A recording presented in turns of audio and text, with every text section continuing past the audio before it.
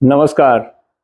मैं captain Rajendra Singh, yoga teacher और evaluator, आपके सामने फिर आया हूं एक नए प्राणायाम के साथ। और जैसे मैंने पहले अपने पूर्व वीडियोस में आपको बताया है कि किस तरीके से प्रारंभिक कार्रवाई होती है, आपको शारीरिक रूप से किस तरह से तैयार करना है। ये सब होने के पश्चात आप जब बैठ जाते हैं, जब आपको थोड़ा अनुभव हो जाता है, तो आपने पहले 3 बार ओम का उच्चारण किया, फिर एक कोई वैदिक मंत्र का चुनाव किया।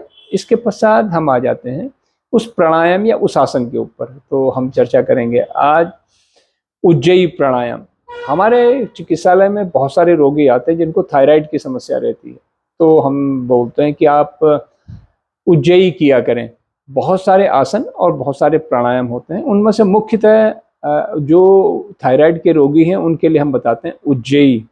तो पूछना सर कैसे करें? अब चूंकि उस समय होता नहीं उनको समझाने का, तो हमने निर्णय किया कि YouTube के माध्यम से, Facebook के माध्यम से लोगों को इसमें जागरूक करें और उसकी सही विधि करने का उनको बताएं, तरीका किस तरह से किया जाता है। तो उज्जयी करने के लिए आप हाथों की मुद्राओं का चुनाव आप कर लीजिए, जो भी आपको उपयुक्त मुद्रा आती है। और उसके पश्चात आप क्या करते हैं, सांसों को लेते हैं, छोड़िए, और उसके बाद आप क्या करेंगे, मुंह को बंद करके, ये आपको करके मुंह आप ऐसे करेंगे, सांसों को लिया, छोड़ा, और फिर मुंह बंद करके आप गले को सिकोड़ेंगे। हवा तो नासिका से प्रवेश कर रही है। यहाँ पे उसका जो एक, यहाँ पे रोड में आपने देखा होगा ना कि स्पीड ब्रेकर आते हैं, तो यहाँ पे जो गले में आप गले को सिकोड़ के आप हवा को रोकने का प्रयास करेंगे।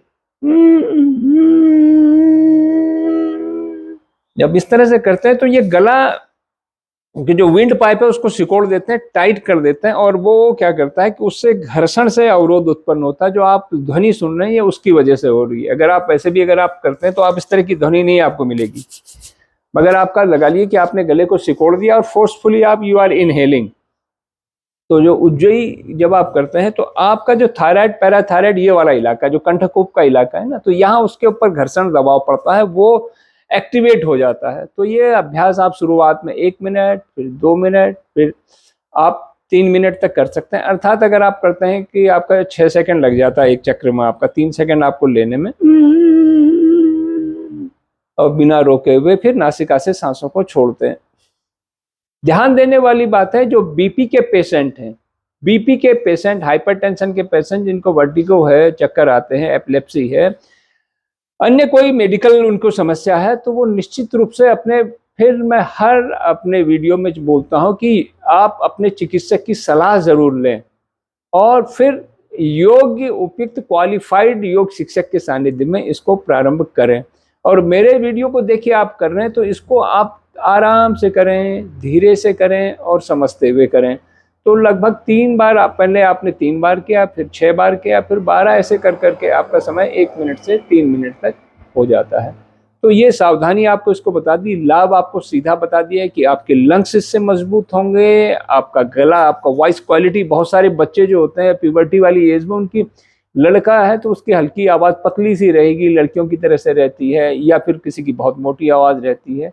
अगर आप इसका अभ्यास करते हैं तो ये आप अपने आपकी वॉइस क्वालिटी को सुधार देगा, और उसके अलावा लंग्स को मजबूती प्रदान करेगा।